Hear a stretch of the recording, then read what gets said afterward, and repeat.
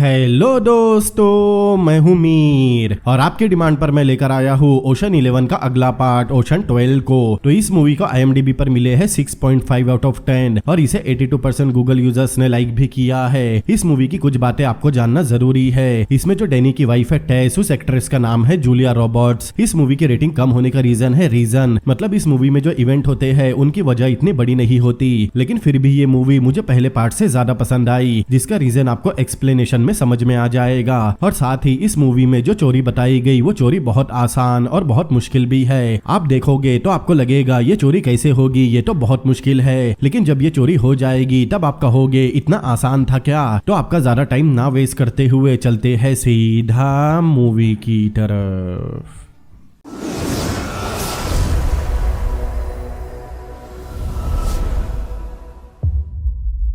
Movie शुरू होती है 3.5 साल पहले रोम में। रस्टी काम खत्म करके घर आया जहां उसकी गर्लफ्रेंड इजाबेल सो रही थी। रस्टी कहता है उसका दिन अच्छा नहीं गया। इजाबेल किसी चोरी की बात करती है कि चोरी की जगह उन्हें सबूत मिले हैं, जैसे जूतों के निशान जिसकी हील घसी हुई है। तब रस्टी अपने जूते देखता है, इसका मतलब रस्टी ही वो चोर है। इजाबेल आगे कहती है कि उन्हें वहाँ चोर का बाल भी मिला है, जिसके DNA टेस्ट के बाद उन्हें उस चोर के बारे में सब पता चल जाएगा। दरअसल इजाबेल पुलिस में है। ये सुनकर रस्टी बाथरूम की खिड़की से कूद भाग जाता है। फिर मूवी प्रेजेंट टाइम में आती है और हम कनेक्टिकट स्टेट की एक बैंक में डैनी को देखते हैं। वो वहाँ अकाउंट खोलने आया था। वहाँ से निकलकर डैनी एक ज्वेलरी शॉप में गया। तब उसे टेस का कॉल आता है। वो दोनों बात कर ही रहे थे, तभी वही होता है जिसका उन्हें डर था। उनके घर के सामने टेरी खड़ा था। डैनी वहाँ से भागता है अपने घर की तरफ। टेरी टेस को धमकाता है कि उसे उसके पैसे इंटरेस्ट के साथ वापस चाहिए, जबकि उसके पैसे इंश्योरेंस कंपनी ने भर दिए थे। टेस कहती है वो उन्हें कभी नहीं ढूंढ सकता। टेरी कहता है हाँ, मगर वो अकेला नहीं जो ओशन 11 को ढूंढ रहा है। इसका मतलब टेरी की किसी ने मदद की डैनी को ढूंढने में। फिर टेरी टेस को धमकाकर चला जाता है। फिर टेरी मेलो ब्रदर के पास जाता है, फिर मियामी में येन के पास, फिर न्यू जर्सी में फ्रैंक के पास, लंदन में बेशर के पास, शिकागो में लाइनस के पास, न्यूयॉर्क में सॉल के पास, लुजियाना में लिविंगस्टन के पास, लास वेगास में रूबन के पास। इसके बाद हम रस्टी को देखते हैं जिसने होटल खोला है। तब उसे टेरी का कॉल आता है। रस्टी वहां से भागने अपने कार की तरफ आया, मगर तभी रस्टी की कार ब्लास्ट हो जाती है। इसका मतलब ये था वो भाग नहीं सकते। फिर पूरी टीम एक जगह मिलती है। पहले तो वो इस बात पर बहस करते हैं कि टेरी ने उन्हें ओशन 11 क्यों बोला। वो सब अपने अपने काम में माहिर है, मतलब उनकी लगने वाली है और उन्हें नाम की पड़ी है। फिर डैनी सबके पैसे पूछता है। तब उन्हें मालूम पड़ता है $160 मिलियन में से सबके मिलाकर $80 मिलियन ही बचे हैं। लेकिन रूबेन के पास पूरे पैसे थे क्योंकि उसने पैसे शेयर मार्केट में लगाकर उनसे प्रॉफिट कमाया था। सॉल के पास भी पूरे पैसे थे, मगर वो पैसे वापस करने से इनकार कर देता है क्योंकि वो बहुत बूढ़ा हो चुका था और अब वो मरने से नहीं डरता। कोई उसे कुछ कहता भी नहीं। फिर सॉल वहां से चला जाता है। रूबेन कहता है वो सॉल के पैसे भर देगा। फिर डैनी कहता है उन्हें कोई काम चाहिए, बहुत बड़ा काम, जिससे वो टेरी के पैसे वापस कर सके, लेकिन वो अमेरिका में चोरी नहीं कर सकते थे। तब डैनी दूसरे देश में जाने कहता है। तब रस्टी कहता है वो आज शाम को एम्स्टर्डम जा रहे हैं क्योंकि एम्स्टर्डम में उन्हें मेत्सुई नाम के आदमी ने कोई काम दिया था। एम्स्टर्डम सुनते ही फ्रैंक के कान खड़े हो जाते हैं। रस्टी उससे कहता है डैनी को मत बताना वो क्या बात है, हमें आगे पता चलेगा। फिर वो एम्स्टर्डम पहुंचते हैं। उनके होटल में चेकिंग करते वक्त वहाँ एक फुटबॉल टीम भी उसी होटल में चेकिंग करती है। कुछ देर बाद लाइनस रस्टी को कॉल करता है, लेकिन रस्टी अपने रूम में नहीं होता।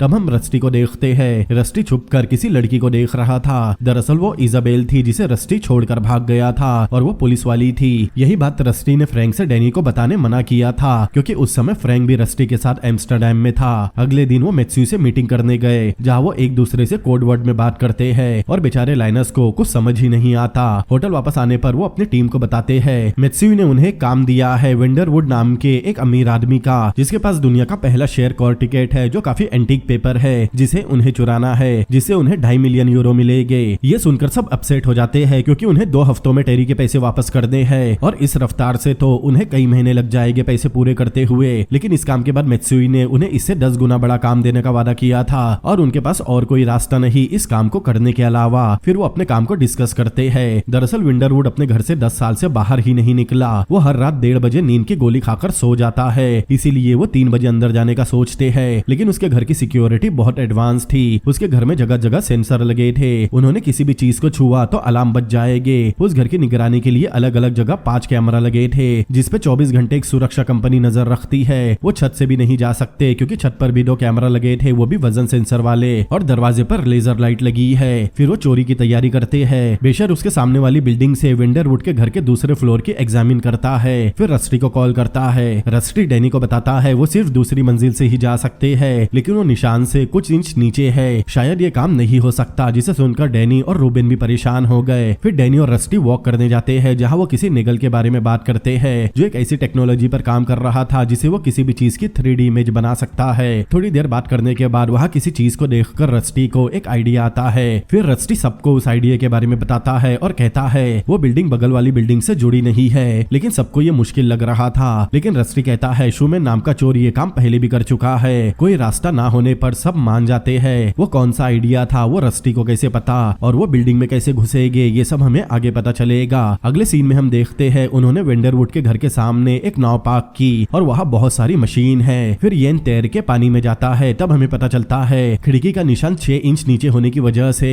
उन्होंने पूरे घर को ही जैक लगाकर 6 इंच ऊपर उठा लिया। What A genius. फिर हम वेंडरवुड के सामने वाली बिल्डिंग पर बेशर और लिविंगस्टन को देखते हैं। फिर बेशर सामने वाली खिड़की में निशाना लगाता है और उसके ट्रिगर दबाते ही सीन कट हो जाता है। अगले सीन में हम रस्टी की एक्स गर्लफ्रेंड इजाबेल को देखते हैं जो अब डिटेक्टिव बन चुकी है। वो कॉन्फ्रेंस में चोरों के बारे में बता रही थी। वो बताती है कि अब तक का सबसे बड़ा चोर गैस्पर लेमार्क नाम का आदमी है। किसी को नहीं पता वो कैसा दिखता है क्योंकि उसकी कभी कोई तस्वीर नहीं खींची गई, लेकिन शायद वो बूढ़ा होकर मर चुका है। कई चोर उसकी बराबरी करने की कोशिश करते हैं, लेकिन एक ही चोर की लेमार्क से बराबरी की जा सकती है। उसका नाम है नाइट फॉक्स, जो हर चोरी के बाद चोरी की जगह एक लोमड़ी की मूर्ति रख कर जाता है, जिसे पकड़ने में अब तक कई देशों की पुलिस नाकाम है। ये लाइन बहुत इंपॉर्टेंट है, आप याद रखिएगा। तभी एक असिस्टेंट आकर इजाबेल को वेंडरवुड के घर में चोरी की बात बताता है। इजाबेल वेंडरवुड के घर गई। इजाबेल को दरवाजे के पास जूतों के निशान मिलते हैं। वेंडरवुड को बेहोश किया गया था। पुलिस को समझ नहीं आता कि वो अंदर कैसे आए, क्योंकि वेंडरवुड ने वो सिक्योरिटी कोड किसी को नहीं बताए। लेकिन इजाबेल कहती है उन्हें कोड पता थे, क्योंकि सिक्योरिटी सिस्टम से कोई छेड़छाड़ नहीं की गई। फिर इजाबेल दूसरी मंजिल पर गई, जहाँ एक कीपैड था, उसके ऊपर उसे ढका हुआ होल दिखा और सामने की खिड़की थोड़ी सी खुली हुई थी। तब इजाबेल कहती है उन्होंने शूमैन नाम के चोर की टेक्निक से चोरी की है। इजाबेल कहती है जाकर देखो, ये घर थोड़ा ऊपर उठा होगा और वो चोर अमेरिकन है। इजाबेल समझ गई थी ये काम रस्टी का है, लेकिन कैसे। फिर हमें फ्लैशबैक दिखाया जाता है। रस्टी और इजाबेल जब रिलेशन में आए थे, तब इजाबेल ने ही रस्टी को शूमैन के बारे में बताया था, जिसने चोरी करने पूरी एक बिल्डिंग को ही उठा लिया था। फिर हमें दिखाया जाता है वो घर में कैसे घुसे। दरअसल बेशर ने उस कीपैड के ऊपर तीर चलाया। फिर लिविंगस्टन ने उस रस्सी से खिड़की से होते हुए एक डिवाइस भेजा। उस डिवाइस ने उंगलियों के निशान के जरिए कोड क्रैक कर लिया। फिर वो सब मेन डोर खोलकर अंदर गए, लेकिन जहाँ वो पेपर था वहाँ एक लोमड़ी की मूर्ति और एक टेप रखी थी। वो टेप प्ले होता है जिसमें वो आदमी कहता है उसे पता है उन्होंने ही बिलाजियो में चोरी की थी और उसने ही उन्हें एम्स्टर्डम बुलाया है। उसने मेत्सुई को काम दिया और मेत्सुई ने उन्हें। तब रस्टी कहता है उसने ही टेरी को उनकी इन्फॉर्मेशन दी है। तब हम 1 महीने पहले का फ्लैशबैक देखते हैं। ये आदमी टेरी को कॉल करके अपना नाम नाइट फॉक्स बताता है। नाइट फॉक्स, कुछ याद आया आपको? वो चोर जो चोरी की जगह एक लोमड़ी की मूर्ति छोड़कर जाता है। वो टेरी को ओशन 11 की खबर एक शर्त पर देने कहता है कि वो उन्हें मारेगा नहीं, बल्कि उन्हें पैसे वापस करने 2 हफ्तों का समय देगा, क्योंकि उसके पैसे इंश्योरेंस कंपनी ने भर दिए थे। टेरी मान जाता है और उससे उनकी डिटेल मांगता है। तब नाइट फॉक्स कहता है उसके टेबल पर रखी है। याद है मूवी की शुरुआत में टेरी ने टेस से कहा था वो अकेला नहीं जो ओशन 11 का दुश्मन है, लेकिन नाइट फॉक्स की ओशन 11 से क्या दुश्मनी है हम आगे देखेंगे। वही प्रेजेंट टाइम में इजाबेल को एक ड्रिल दिखती है जिसे डैनी की टीम छोड़कर गई थी। उसे देखकर इजाबेल समझ जाती है यहाँ नाइट फॉक्स था। वो दूसरे ऑफिसर को एक रेस्टोरेंट से मेत्सुई को पकड़कर लाने कहती है। आप सोच रहे होंगे इजाबेल चोरों के पैतरे इतनी आसानी से कैसे समझ लेती है। इसका जवाब भी हमें मूवी में आगे पता चलेगा। पुलिस वाले मेत्सुई को पुलिस स्टेशन लेकर आए, लेकिन वो कुछ बोल नहीं रहा था। पुलिस को लगता है मेत्सुई कुछ नहीं बोलेगा, लेकिन इजाबेल उसके पास जाकर उसके कान में कुछ बोलती है और वो रोते हुए सब बता देता है। आगे हम देखते हैं फ्रैंक कहीं से निकलता है और इजाबेल उसके सामने खड़ी थी। वही रस्टी फोन पर किसी से बात करके मोबाइल वही टेबल पर रख देता है। उन्हें समझ ही नहीं आ रहा होता वो कौन है और उसकी उन लोगों से क्या दुश्मनी है। रस्टी ने उसके बारे में पता लगाना शुरू कर दिया था। तभी दरवाजे पर कोई नॉक करता है। रस्टी दरवाजा खोलता है तो सामने इजाबेल खड़ी थी। वो डैनी और येन को देख लेती है। रस्टी दरवाजा बंद करता है और सबको छुपने बोलता है, फिर वापस दरवाजा खोलता है। इजाबेल अंदर आकर रस्टी को उसी की फोटो दिखाती है जब रस्टी उस पर नजर रख रहा था। रस्टी फोटो देखकर उसे मोबाइल के पास टेबल पर रख देता है। इजाबेल उससे पूछती है नाइट फॉक्स उनके पीछे क्यों पड़ा है। नाइट फॉक्स अब ओशन 11 को उसका नाम पता चल जाता है। इजाबेल नाइट फॉक्स की तारीफ करते हुए कहती है पता लगा वो क्या चाहता है और उससे माफी मांगो, और जाते जाते कहती है फ्रैंक उसके हिरासत में है। रस्टी फ्रैंक का जुर्म पूछता है। वो बताती है उन्हें विंडरवुड के घर से फ्रैंक के साइज के जूतों के निशान मिले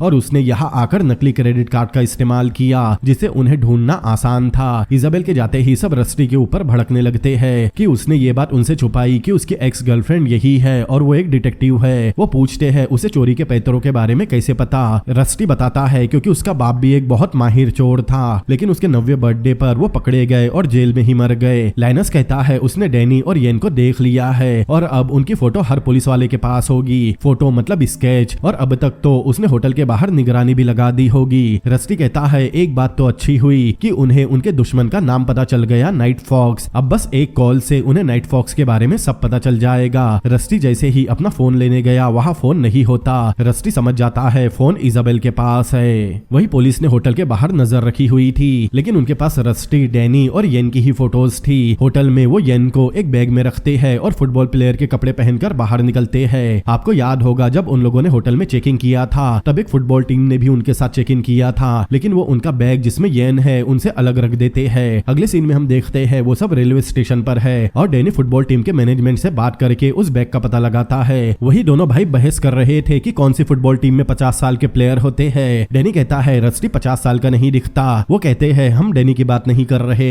डैनी कहता है बताओ आज तो तुम मुझे बता ही दो मैं तुम्हें कितने साल का दिखता हूँ। वर्गिल कहता है 48, 52। डैनी उसके पास से बेशर के पास जाता है और उससे पूछता है। बेशर भी कहता है हाँ वो 50 साल का दिखता है। वहीं पर लाइनस रस्टी से कहता है टेस का चेहरा उससे मिलता है, किससे हमें आगे पता चलेगा। वही वो बैग को एयरपोर्ट से कोई पिक करता है। फिर हम सॉल को देखते हैं जो अपने घर में परेशान बैठा था। फिर हमें एक आदमी दिखाया जाता है और साथ में डैनी की वॉइस ओवर आती है कि नाइट फॉक्स का असली नाम टोलोर है जो एक रईस है और उसे लेमार्क ने ट्रेनिंग दी है। लेमार्क याद है ना आपको, इजाबेल ने बताया था दुनिया का सबसे बड़ा चोर। नाइट फॉक्स ने अब तक कई चोरियां की थी, लेकिन उन्हें फंसाने के लिए डैनी ने उससे बदला लेने का तय कर लिया था। जब नाइट फॉक्स मतलब टोलोर सुबह उठकर देखता है तब उसकी पेंटिंग गायब थी, जिसे देखकर वो हंसता है। वो इटली में रहता था। अगले सीन में डैनी टोलोर के घर में था। आप सोच रहे होंगे पुलिस को तक नाइट फॉक्स के बारे में कुछ नहीं पता, लेकिन डैनी को कहां से पता चला? इसका जवाब भी हमें मूवी में आगे पता चलेगा। डैनी उन्हें फंसाने की वजह पूछता है। टोलोर बताता है कुछ दिन पहले जब वो अपने गुरु लेमार्क से मिलने गया था तब लेमार्क के साथ कोई इंश्योरेंस का एम्प्लॉय बैठा था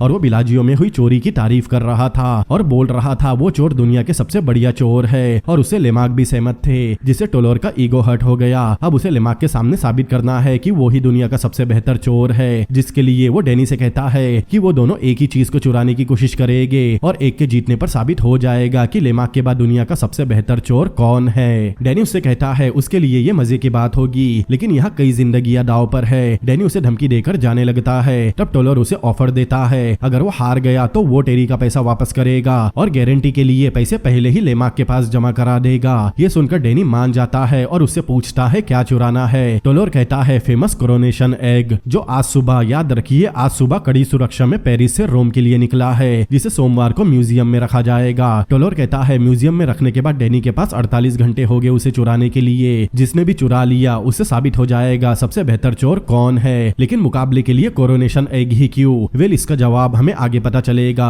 फिर हम इजाबेल को देखते हैं। तब रस्टी के मोबाइल पर एक कॉल आई। इजाबेल उससे रस्टी की सेक्रेटरी बनकर बात करती है। दूसरी तरफ निगल था। आपको याद है रस्टी ने डैनी को बताया था निगल किसी 3D टेक्नोलॉजी पर काम कर रहा है। वो इजाबेल से कहता है उसने वो चीज बना ली और रस्टी को उस चीज के लिए डबल पैसे देने पड़ेंगे। इजाबेल पूछती है कुछ और। निगल कहता है रस्टी से बोलना सेक्सी सेक्रेटरी को रखना ओल्ड फैशन हो गया है और उसके कॉल काटते ही निगल की सेक्रेटरी आती है, लेकिन निगल ने इजाबेल को बताया नहीं वो क्या बना रहा है। इजाबेल भी रोम पहुंचती है क्योंकि निगल भी रोम में था। इजाबेल समझ गई रस्टी भी रोम में ही है। इजाबेल टैक्सी में अपने सीनियर से कोड 1007 लागू करने बोल रही थी ताकि वो रोम की पुलिस फोर्स का इस्तेमाल कर सके, लेकिन उसका सीनियर कहता है जब तक ये पता नहीं चलता वो क्या चुराने वाले हैं वो साइन नहीं करेगा। तभी इजाबेल को कार के बाहर कोरोनेशन एग की फोटो दिखती है और वो समझ जाती है वो यही चुराने वाले होंगे क्योंकि वो रोम लाया जाने वाला है। डैनी अपने होटल रूम में आता है जहाँ येन पहुंच गया था। वो वहाँ कैसे पहुंचा ये भी हमें आगे पता चलेगा। वही इजाबेल अपने सीनियर के पास गई कोड 1007 पर साइन करवाने।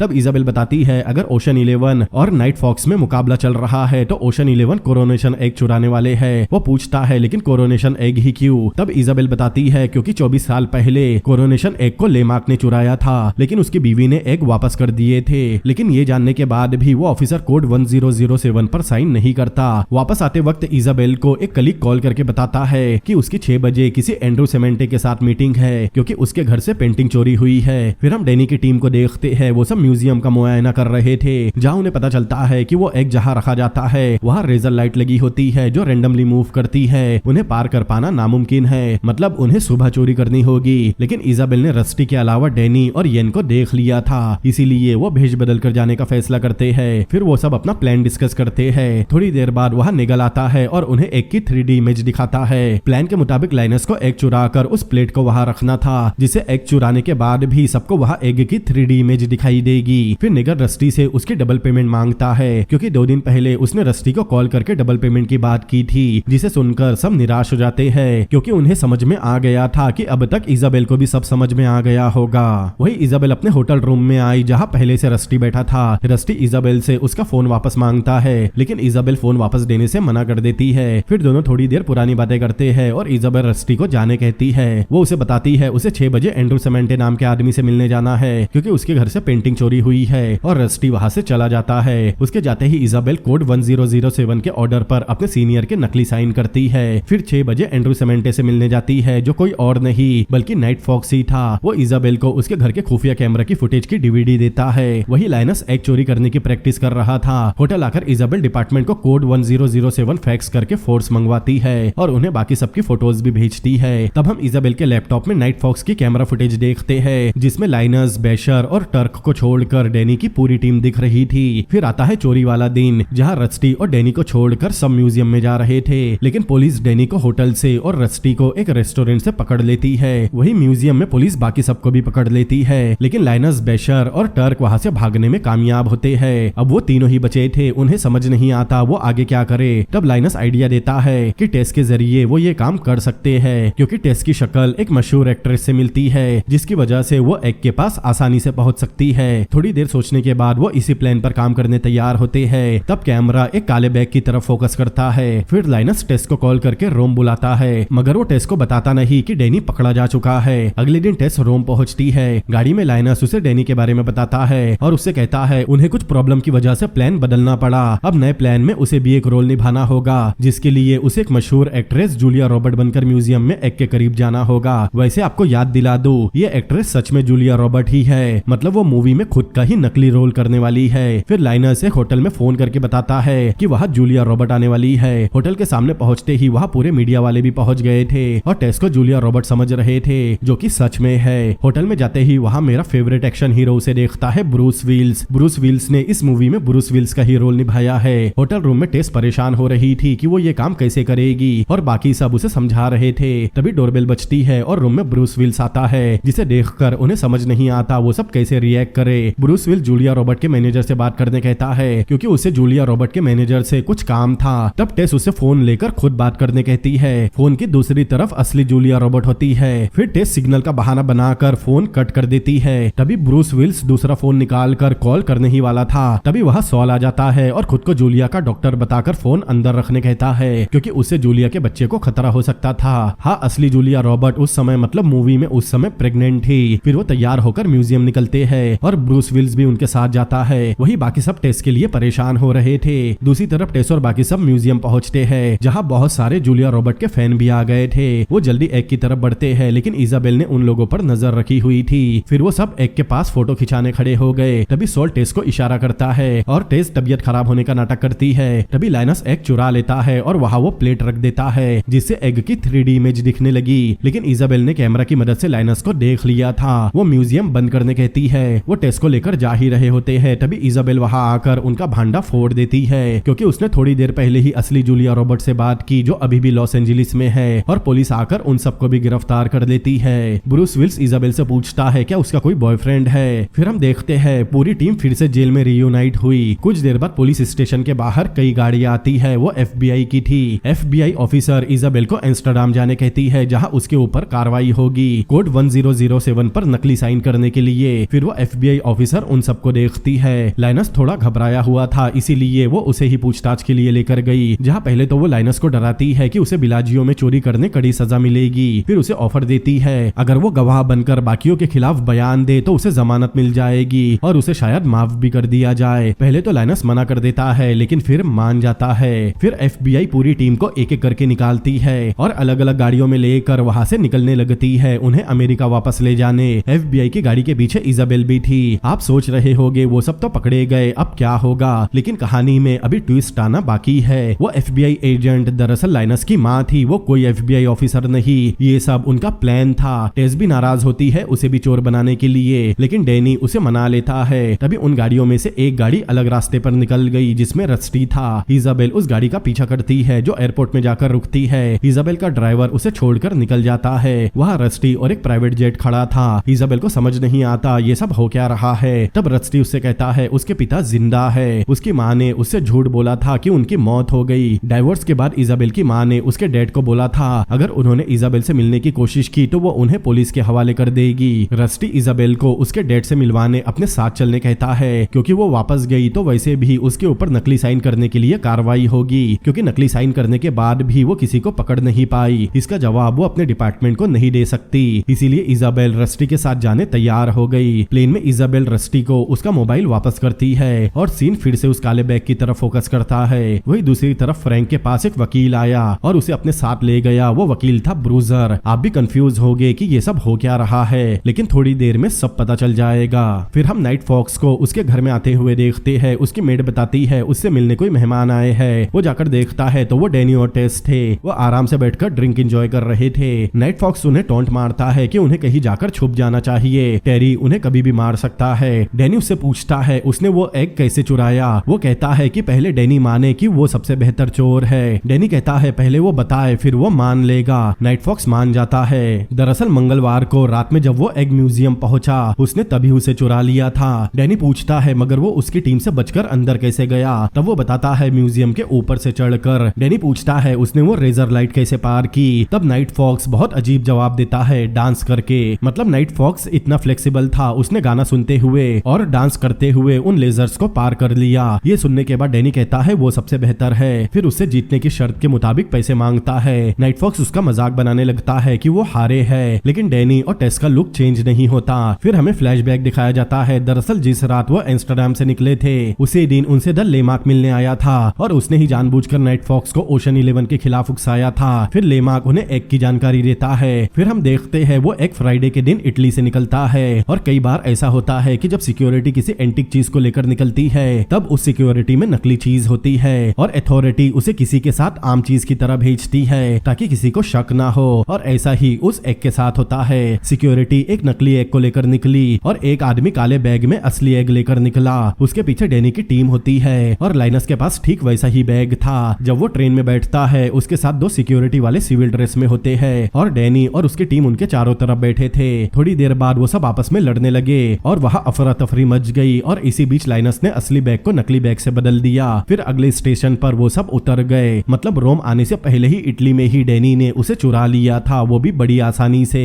इससे दो सवाल निकल कर आते हैं। पहला, उन्हें नाइट फॉक्स से मिलने से पहले ही कैसे पता चला कि वो उसी एग को चुराने का मुकाबला रखेगा। वेल, इसका आंसर बहुत सिंपल है, क्योंकि लेमार्क उसका गुरु था, उसे पता था नाइट फॉक्स क्या चुराने बोलेगा। डैनी ने उसकी बात मानने का दिखावा किया और बाकी हमने मूवी में जो भी देखा, उनकी म्यूजियम में चोरी करने की तैयारी करना, उनका गिरफ्तार होना, सब उनके प्लान का हिस्सा था ताकि नाइट फॉक्स को लगे कि वो जीत रहा है। इसीलिए जब नेगल के जरिए उन्हें पता चला कि इजाबेल को अब सब पता है, फिर भी वो म्यूजियम में चोरी करने गए क्योंकि उन्हें खुद को पकड़वाना था। और जब इजाबेल ने रस्टी को बताया वो उस आदमी से मिलने जा रही है जिसके घर पेंटिंग की चोरी हुई, तब उन्हें पता चल गया था नाइट फॉक्स उसे सीसीटीवी फुटेज जरूर देगा, क्योंकि उसके कैमरा में उन्होंने जानबूझकर अपनी फुटेज छोड़ी थी जिसमें लाइनर्स, बेशर और टर्क नहीं थे। दूसरा सवाल, आखिर लेमार्क ने नाइट फॉक्स को उकसाया ही क्यों और ओशन 11 को क्यों फंसाया? इसका जवाब हमें आगे मिलेगा। लेकिन वही ये जानकर कि नाइट फॉक्स ने नकली एग चुराया है, उसके दिमाग में ये आया होगा। एकदम इन्होंने वक्त बदल दिया, जज्बात बदल दिए, जिंदगी बदल दी। ओ भाई, मारो मुझे, मारो मारो मुझे, मारो मारो। नहीं, ये मजाक हो रहा है। एक सेकंड यार, मजाक हो रहा है। फिर डैनी उसे उसकी पेंटिंग की लोकेशन बताता है और हारा हुआ नाइट फॉक्स उन्हें जाने कहता है, क्योंकि पैसे पहले ही लेमार्क के पास जमा थे। डैनी और टेस वहाँ से चले जाते हैं। वही दूसरी तरफ हम रस्टी और इजाबेल को कहीं आते हुए देखते हैं। इजाबेल उसे पूछती है ये कौन है। तब यहाँ मूवी का मेन प्लॉट रिवील होता है। रस्टी उसे लेमार्क के पास लेकर आया था, क्योंकि दुनिया का सबसे बड़ा चोर और जिसके बारे में इजाबेल सबको बताती थी, वो ग्रेट रॉबर्ट लेमार्क ही उसके पिता थे। मतलब इजाबेल दुनिया के सबसे बड़े चोर की बेटी थी। अब आपको समझ में आया इजाबेल चोरों के पैतरों को इतनी आसानी से कैसे समझ जाती थी, क्योंकि वो खुद खानदानी चोरनी थी। वो दुनिया के सबसे बड़े चोर की बेटी है। फिर दोनों बाप बेटी एक दूसरे से मिलते हैं और रस्टी के पास वही काला बैग था जिसे हमें मूवी में बार बार दिखाया गया, और यही वजह थी लेमार्क ने ओशन 11 को फंसाया था, क्योंकि उसे पता था ओशन 11 में रस्टी है और वो ही इजाबेल को उससे मिला सकता है। क्योंकि इजाबेल लेमार्क से पुलिस ऑफिसर बनकर मिलती तो वो उसे गिरफ्तार करती। ये पूरी मूवी बाप बेटी को मिलाने के लिए थी, जिसे लेमार्क ने प्लान किया था। नाइट फॉक्स और टेरी उसके प्लान के बस छोटे से मोहरे थे। इससे वो अपनी बेटी से भी मिल गया, उसे एग भी मिल गया, ओशन 11 को टेरी को देने पैसे भी मिल गए, नाइट फॉक्स का घमंड भी टूट गया। अब आप भी मान गए होंगे कि क्यों लेमार्क को दुनिया का सबसे बड़ा चोर माना जाता है। अगले सीन में हम देखते हैं रूबेन $198 मिलियन का चेक टेरी को लाकर देता है और टेरी उसे वार्निंग देता है कि अगली बार ओशन 11 ने उसे लूटने की कोशिश की तो वो उन्हें जिंदा नहीं छोड़ेगा। वही रूबेन के पीछे हम नाइट फॉक्स को देखते हैं। इसका मतलब कहानी अभी भी बाकी है। मूवी के आखिरी सीन में हम ओशन 11 के साथ इजाबेल को भी एंजॉय करते हुए देखते हैं, और अब वो ओशन 11 नहीं बल्कि ओशन 12 हो जाते हैं। इसीलिए इस मूवी का नाम ओशन 12 है और यहीं पर ये मूवी भी खत्म होती है। अगर आप इस मूवी का तीसरा पार्ट देखना चाहते हैं तो मुझे कमेंट करके जरूर बताएं, और अगर आपको ये वीडियो और मेरा एक्सप्लेनेशन पसंद आया हो तो इस वीडियो को लाइक करें, अपने दोस्तों के साथ शेयर करें, और ऐसी ही अमेजिंग मूवीज के एक्सप्लेनेशन देखने के लिए मेरे चैनल को सब्सक्राइब करें। तो मिलते हैं अगली बार किसी और अमेजिंग मूवी के एक्सप्लेनेशन के साथ। Peace out.